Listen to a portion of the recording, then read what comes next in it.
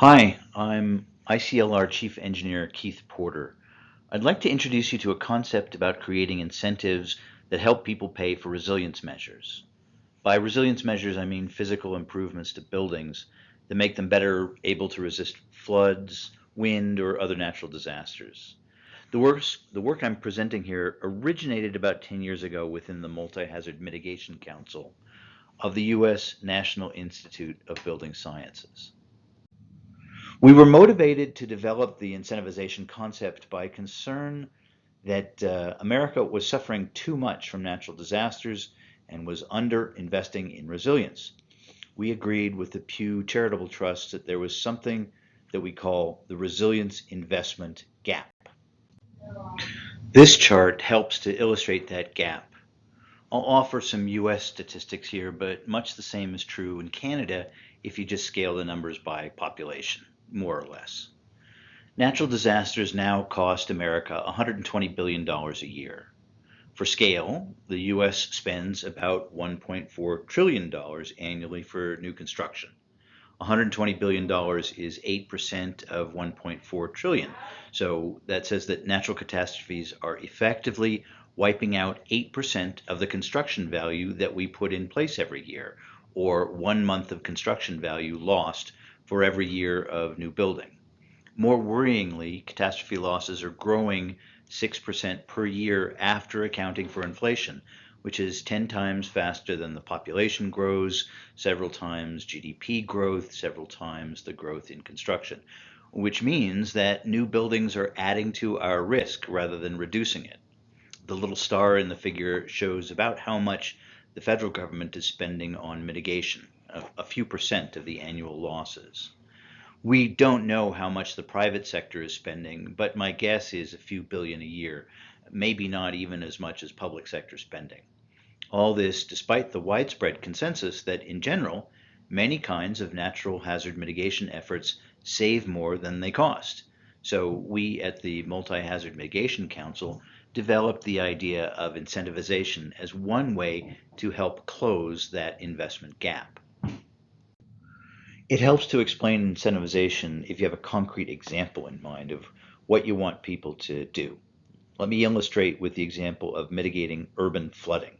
This is a kind of flooding that's also called ponding or overland flow or pluvial flooding. This is where the rainwater falls out of the sky onto our roofs, into our yards, and city streets, but it comes too fast for the stormwater system to keep up, so it backs up into our homes through doors, windows, or our sewer drains, into our garages and our basements. It only takes about 3 to 6 inches of flooding to get into basement windows or to reach the drywall of your garage. Pluvial flooding is different from fluvial flooding, where rivers overflow their banks, which is the kind of flooding that FEMA flood insurance covers and that FEMA flood maps depict. Now, the pluvial flooding, urban flooding, is a big but it's largely hidden problem. FEMA knows that about 13 million Americans are subject to fluvial flooding, and they collect and share loss data from insured Americans. But 28 million other Americans are subject to flooding outside the mapped floodplains, twice as many as inside. Very few of these 28 million other people have flood insurance. So even if pluvial flooding, urban flooding, is very costly, nobody compiles the total costs. Pluvial flooding is sort of the dark matter of flooding. There are several things one can do to mitigate urban flooding. Here are the ones that ICLR recommends people do first. You can install a sewer backflow valve, that's the thing on the left. You can install a battery backup sump pump, that's in the middle. And you can make sure that the rainwater from your roof discharges a meter and a half from the edge of your house onto soil that slopes away from the house. The costs vary, but for an average sized house, a retrofit with all three things might cost on the order of $5,000.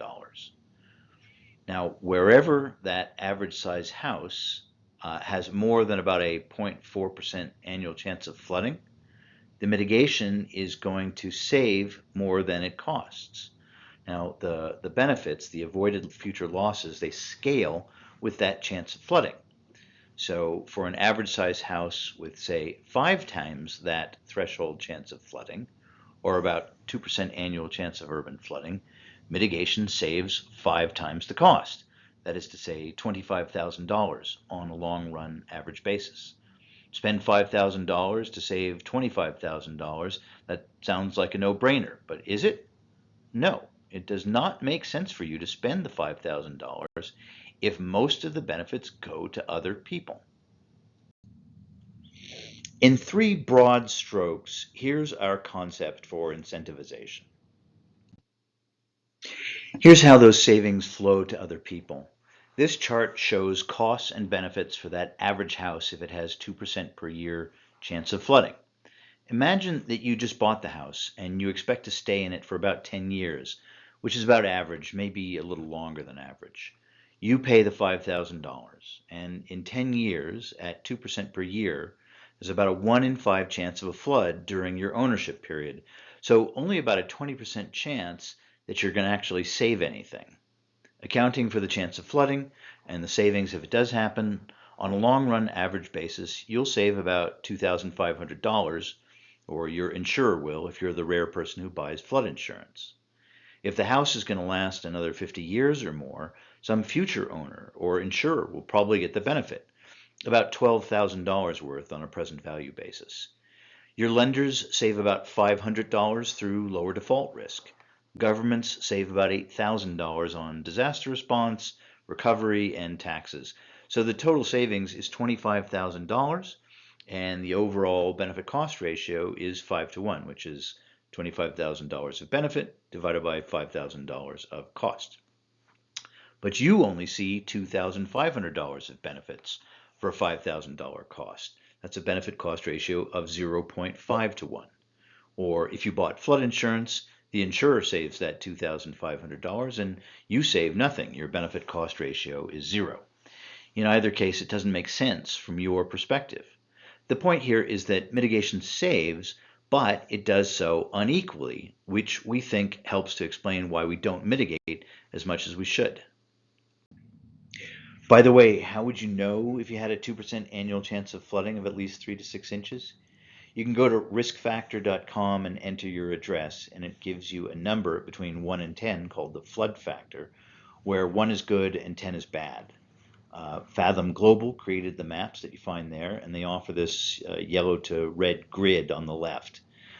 You look at the second row from the bottom, which tell the numbers in the cells are the flood factor, and you look at the column that flood factor's in, and that's the chance of flooding of at least 3 to 6 inches in the next 30 years. And the blue table on the right here translates that 30-year probability to a 1-year probability. All that the user really needs to know is the flood factor, and we can tabulate all the risk information based on that. Here's where incentivization comes in. In these two figures, you, the owner, are the center circle, and everybody else, whom we call co-beneficiaries, are the outer circles. The figure on the left shows how those benefits from the last slide flow out to other people.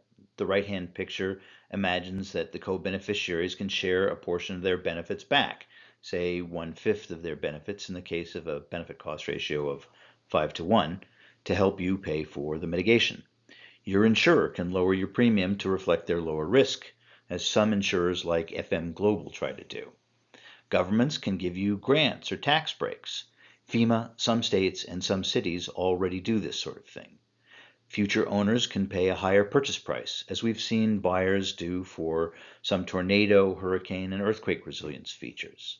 And tenants have been observed to lease resilient property faster, and so on. We propose to coordinate these relationships, these networks of financial support for resilience, and expand them to more kinds of mitigation measures by providing risk and benefit information, training, and certification about mitigation. If we can do so successfully, co-beneficiaries can help make mitigation make sense. But for many people in many situations, the expected monetary value of a decision outcome mostly doesn't guide their decision making. So all those givebacks might not actually move people. The whole discipline of behavioral economics originated from that fact. And so do the psychology fields of risk perception and persuasion and the $300 billion a year US advertising market. So, are people wrong to be making their decisions on emotional rather than financial terms? Well, really, who cares? People value what they value. And if we want to persuade them to mitigate disaster risk, we have to explain how disaster mitigation delivers the things that they actually care about, many of which are emotional. So our incentives include emotional ones, things like expert advice, or the example of people whom the decision maker likes, and other things. And I'll give some details later on. So to recap the three basic features of incentivization, number one, mitigation saves, but unequally. Incentives from co-beneficiaries can make mitigation make sense, and the incentives must include money and emotion. We aim to create guidance on how to price incentives. This table shows what perfect pricing might look like for the example I just showed you. People do pay more for some resilience features.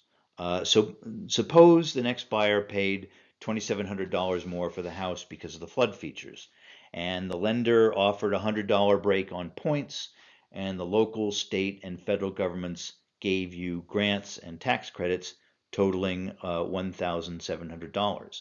If all that happened, then everybody would get a benefit cost ratio of 5 to 1. You would end up paying a net amount of $500 for the mitigation measure, and you would get a benefit of about $2,500. Now, this assumes that you don't have an insurer, that you don't have flood insurance. And everybody else gets a benefit cost ratio of 5 to 1 as well. Here are some of the psychological incentives. We've identified 7 classes of psychological incentives. Number one, authority. We can offer evidence from trusted authorities to the decision maker, where the trusted authorities provide advice. They say, go ahead and do this mitigation. For example, the fire department provides this advice, or the state emergency services, or FEMA, or more likely all of the above. The second psychological incentive is consistency, where you ask the decision maker what they've previously done to reduce their disaster risk before you ask them to do mitigation. People tend to want to behave consistently, so that makes them more likely to undertake a resilience measure. The third psychological incentive is liking. You quote people the decision maker likes who urge disaster risk reduction. For example, celebrities and local community leaders. They don't have to be experts, they just have to be people that the decision maker likes. The fourth psychological incentive, is reciprocity, and that's where the market incentives come into play, the financial incentives. The co-beneficiaries offer some value, like the break on insurance or the break on points and whatnot, and ask the decision maker to do mitigation. The next psychological incentive, number 5, is scarcity. People respond to scarcity, so you can point out how a resilience feature might be scarce among available options. And sixth, social proof. You can talk about the numbers of people who have engaged in disaster risk reduction, and it can be it's an increasing trend, and thousands of people across the country are doing it, that sort of thing. And the last psychological incentive is unity. You want to situate the decision maker in a group of people who are trying to increase society's disaster resilience. You use that group's jargon, you convey exclusivity, you invoke family ties, you basically try to get the decision maker to identify with this group and build off group identity. Now, so far, all I've done is to present the motivation and the concept of incentivization, and I've illustrated how one can price monetary incentives. And I've also listed some psychological incentives. How do we turn all of those general ideas into practice? ICLR is helping to map out implementation, a roadmap to implementation, with the National Institute of Building Sciences, with Fannie Mae, and with others. We're currently finalizing a roadmap document based on prior white papers. Next, we hope to create guidelines that specify exactly what to do and how to confirm that the work was done so that the co-beneficiaries can know what they're paying for and be certain that the work was done. And next, we'll partner with building sciences and finance, insurance, and real estate professional societies to test and socialize the incentives. Then we will create and staff a training and certification program, and all that has to happen before people can actually be doing incentivized mitigation projects. Let me give you an illustration of this technical guidance that I just mentioned. A moment ago, I mentioned that we're going to create guidelines to define and document the mitigation work. We imagine a guideline document of about 4 pages for each mitigation measure, whether it's for something small, like a battery backup sump pump, or something big, like elevating a whole building higher out of the floodplain. It uses plain English to explain these points. Number one, who needs it, generally what you have to do, and the costs and the benefits of the mitigation measure. Second, whether you can do it yourself or you need a contractor. And if you need a contractor, what kind of contractor? Third, the technical guidance will manage expectations, such as by explaining what can go wrong. And fourth, there will be checklists and references to national standards for the parts or the services, and certification forms to document that the work got done. And fifth, where to look for more information, where to learn more. Here's how the technical guide might look for one of those basement flood mitigation measures. First of all, who needs it? Almost every home. It explains what to do. The side grading is what you're trying to do there is to have a 5% slope of the soil away from the house for the 3 meters closest to the house. And second, to have downspout extensions that discharge the water a meter and a half from the house. And these things might cost $3,000 for the side grading and $300 for the downspout extensions. Next, we explain in the technical guide what's the severity of loss if you don't do this. A basement flood might cost anywhere from $1,000 to $45,000 to repair. Reasonable middle ground is somewhere around $30,000. The benefit, if you do this, if it's part of a complete package of basement flood mitigation, might avoid 90% of that loss. So the benefit is the avoided loss, or say $27,000. The technical guide will say, if you want to do it yourself for the downspout, here is a URL where you can go and learn from YouTube how to install it. And it'll say that there's no do-it-yourself option for side grading. When it comes to reasonable expectations, the technical guide will say, well, water can still get in by other routes, or if the flooding is very, very deep. Also, the work can be done badly and it can deteriorate over time.